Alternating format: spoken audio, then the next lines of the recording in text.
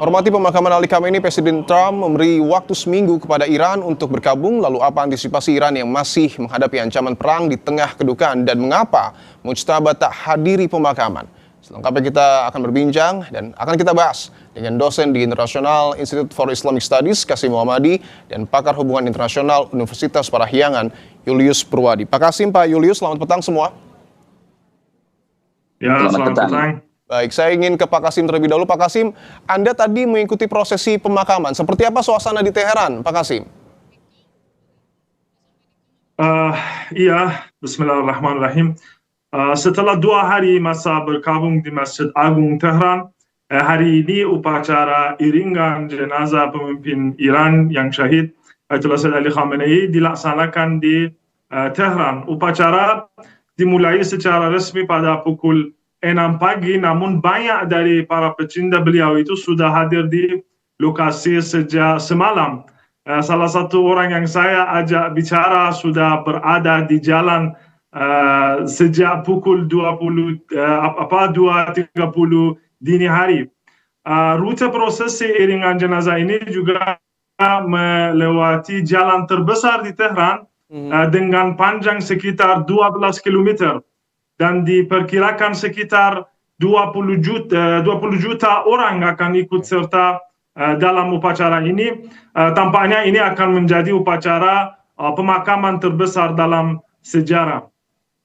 Oke, dan betul bahwa tadi sudah disampaikan ya, ini iring-iringan membawa jenazah Ali Khamenei dari Teheran menuju ke Qom. Nah, sesampai di sana nanti agendanya seperti apa, Pak Qasim? Apakah tetap akan ada delegasi-delegasi yang diterima yang akan datang, atau mungkin ini akan hanya pejabat di internal Iran saja?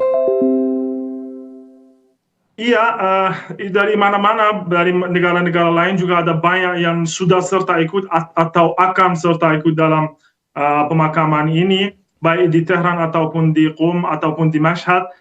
Karena Iran itu adalah negara yang besar dan jutaan orang meminta untuk hadir dalam prosesi ini. Oleh karena itu upacara pemakaman dilaksanakan di 3 kota, Tehran, Qom dan Mashhad, dan juga di negara Irak juga ya, agar orang-orang dapat memilih salah satu lokasi berdasarkan kedekatan kota mereka. Besok proses ini akan dilanjutkan di kota Qom, dan keesokan harinya di negara Irak atas permintaan jutaan warga Irak yang mencintai Ayatollah Sayyid Ali Khamenei. Prosesi pemakaman juga akan dilaksanakan di 4 kota di Irak. Dan kemudian pada hari Kamis, prosesi ini terakhir akan dilakukan di kota Mashhad, dan setelah upacara di sana beliau akan dimakamkan di makam suci Imam Ali Ar-Ridha alaihissalam. Oke, Pak Qasim, apakah sudah ada konfirmasi mungkin kehadiran dari Mujtaba dalam rangkaian ke depan ini? Sudahkah terkonfirmasi akan hadir? Iya, nampaknya beliau itu, ini yang berdasarkan informasi yang saya sampai sekarang dapat, tidak akan serta ikut, minimalnya secara resmi, karena saya kira itu sudah ketahui bahwa Iran itu sedang berperang dengan para penjahat paling keji, dan bahkan sepanjang sejarah mungkin kita bisa temukan makhluk-makhluk yang begitu jahat dan keji, dan itu sudah saya kira terbukti. Pembunuhan ratusan ribu orang di Gaza, Lebanon, dan Irak. Oleh karena itu masih tidak bisa begitu dipastikan keamanan beliau itu. Oleh karena itu nampaknya minimalnya secara resmi beliau tidak akan serta ikut dalam upacara pemakaman itu. Oke, saya ingin ke Pak Julius, bahwa kita tahu Pak Julius sudah ada 3 orang anak ya dari almarhum Ali Khamenei yang datang, tetapi yang kita nantikan bersama adalah kehadiran dari Mujtaba Khamenei yang sampai dengan saat ini belum hadir ke rangkaian pemakaman. Tanggapan Anda, Pak Julius, bagaimana Anda memaknai hal ini? Ya, saya kira banyak alasan ya kenapa sampai hari ini Ayatollah Mujtaba Khamenei belum muncul ke permukaan. Dan salah satu yang saya curigai adalah kekhawatiran bahwa begitu nanti dia tampil di publik, lalu kedeteksi oleh satelit Amerika Serikat, dan hal yang sama akan dilakukan persis pada tanggal 28 Februari.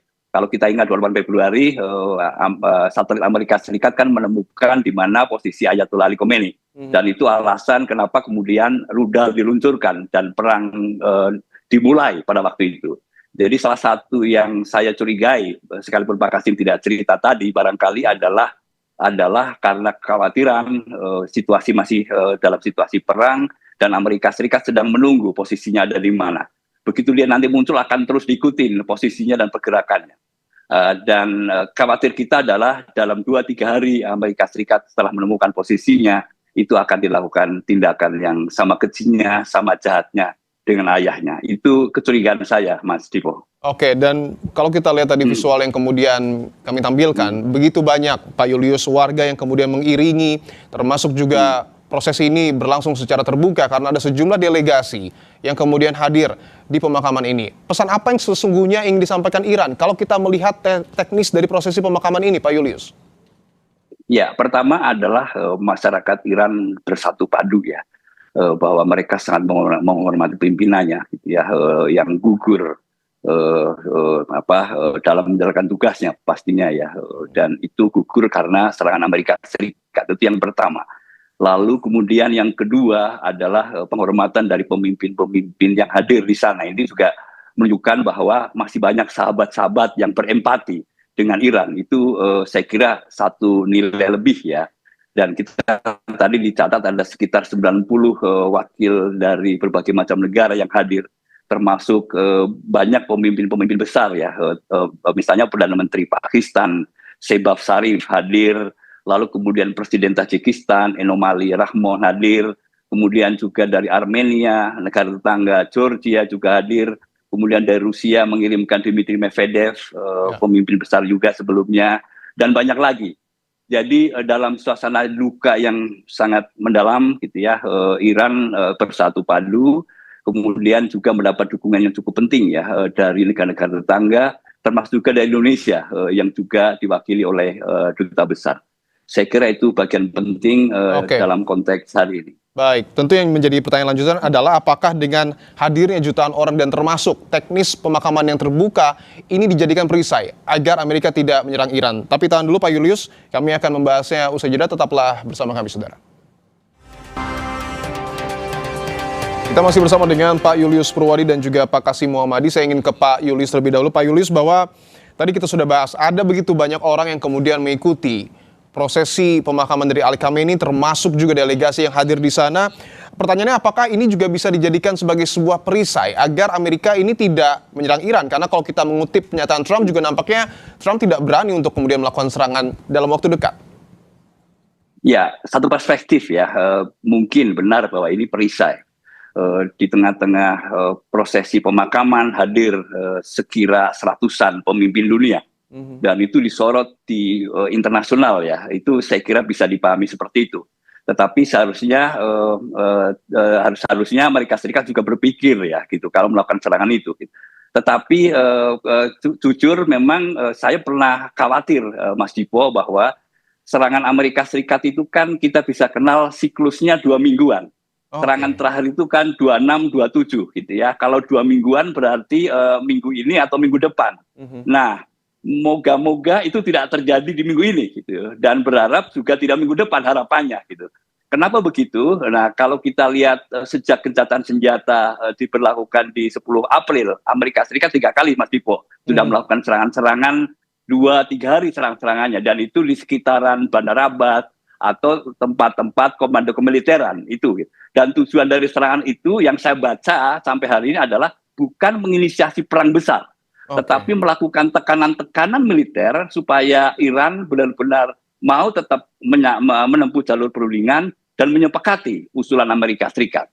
Itu Mas Dipo. Oke, saya ingin ke Pak Kasim bahwa kita tahu tadi sudah dibahas juga Trump ini mengatakan memang tidak akan menyerang dalam waktu dekat, tapi ada rangkaian gencatan senjata yang kemudian sebelumnya pernah dilanggar berkali-kali. Pertanyaan saya, untuk saat ini Pak Kasim, pengamanan di Iran selama rangkaian prosesi pemakaman ini seperti apa? Antisipasi jika terjadi perang ini seperti apa di sana? Iya, kalau sekarang keamanan alhamdulillah di Iran itu bagus sekali. Yani rakyat Iran itu tidak merasa khawatir untuk keamanan mereka. Alhamdulillah itu sudah dipastikan oleh pihak keamanan Iran. Dan ini saya harus juga tambah bahwa bahkan mereka tidak begitu peduli dengan keamanan mereka sendiri. Ini saya harus jelaskan. Satu hal yang sangat mencolok dan menonjol adalah bahwa ini merupakan prosesi pemakaman dengan nuansa warna merah. Mungkin sudah dideteksi kawan-kawan di foto-foto yang keluarkan dari pemakaman itu, ada banyak bandara yang merah ya. Dalam budaya Timur Tengah itu warna merah Ya. melambangkan balas dendam. Balas Hal dendam. ini juga tercermin di betul. Oke. Ya, dan juga bisa kita melihat itu dari slogan-slogan yang diteriakkan oleh para peserta yang menuntut balas dendam dan menuntut keadilan bagi pemimpin syahid Iran. Dan saya kira bahwa dan itu juga saya harus infokan bahwa hari kemarin atau 2 hari yang lalu, sebagai tanggapan atas permintaan rakyat Iran itu, 2 lembaga resmi Iran, 1 Kementerian Intelijen dan 2 Garda Revolusi Iran itu berjanji, yakni mereka keluarkan surat resmi di mana mereka berjanji akan segera membalas dendam kepada para pembunuh Imam Khamenei itu dalam waktu dekat. Artinya setelah Tapi kita pemakaman harus apakah akan ada melihat serangan, Pak Kasim? selama itu nampaknya, kalau selama pemakaman itu nampaknya tidak akan ada serangan, minimalnya tidak serangan yang besar-besaran. Mungkin ada gangguan lagi di selatan Iran macam Bandar Abbas atau yang lagi. Tapi ya saya kira kalau balas dendam itu juga mungkin kita harus melihat apakah itu akan terjadi atau tidak, atau dalam bentuk apa itu akan terjadi. Oke, saya ingin ke Pak Julius bahwa tadi sudah dijelaskan ya secara jelas oleh Pak Kasim, ada bendera merah yang kemudian dibawa sebagai seruan balas dendam. Tadi juga bahkan ada pejabat ya yang kemudian nampaknya ini juga menanggapi secara serius terkait dengan hal ini. Apakah setelah pemakaman ada kemungkinan perang kembali pecah dan skalanya ini seperti apa, Pak Julius? Ya, apakah ada kemungkinan serangan besar-besaran kembali ya seperti akhir Februari? Saya membacanya tidak, Mas Dipo, gitu ya. Oke. Ada tren positif yang harus dijaga oleh Amerika Serikat. Sentimen pasar itu yang paling penting. Dan itu minimal kalau proyeksi saya 3 bulan ke depan sampai akhir Oktober atau tanggal 4 November, di mana akan ada pemilu sela. Trump akan berhitung sangat serius bahwa kalau serangan dilakukan, dan serangan itu seperti yang dilakukan di Februari akhir, itu artinya akan membuyarkan semua proses perundingan yang sudah dibangun dengan susah payah. Itu saya kira resikonya jauh lebih besar daripada kalau misalnya tetap di jalur perundingan. Saya menangkap setidaknya 3-4 bulan ini akan ada di jalur perundingan. Setelah itu kita tidak tahu. Ya, harganya terlalu mahal kalau serangan besar-besaran itu dilakukan. Oke, saya ingin ke Pak Kasim lagi bahwa tadi Anda juga sudah menjelaskan ya Pak Kasim, ada bendera merah, seruan balas dendam, tapi pertanyaannya apakah kemudian simbol-simbol dan seruan ini menggambarkan bahwa Iran menutup perundingan dengan Amerika Serikat atau seperti apa? Iya, saya kira kalau perundingan itu tidak akan ditutupi, pasti itu akan dilanjutkan. Tapi apakah Iran itu akan mundur dari tuntutannya dia atau tidak, itu saya pasti tidak, karena sekarang Amerika Serikat itu juga dia mau memundurkan Iran itu dari tuntutannya dia, khususnya dari Selat Hormuz. Kita ketahui bahwa ada jalur baru di selatan Selat Hormuz itu dari negara Oman yang dibuka oleh Amerika Serikat. Sekarang ada sebagian tanker ataupun kapal-kapal mereka melewati sana.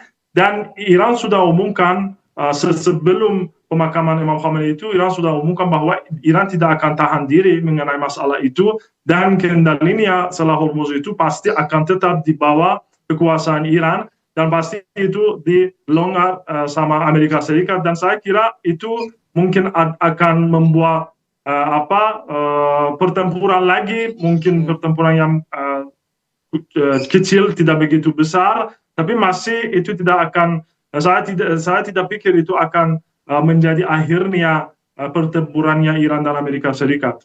Oke, saya ingin ke Pak Julius, mungkin ini akan menjadi pertanyaan terakhir bahwa kita tahu masih ada hitung-hitungan kemungkinan bahwa perang akan terjadi melihat skala ataupun seruan balas dendam dari Iran, termasuk juga apa yang kemudian disampaikan oleh Trump. Pertanyaan saya, seberapa penting, seberapa mendesak Mujtaba Khamenei ini muncul ke hadapan publik untuk kemudian mungkin menekan eskalasi yang kemudian terjadi?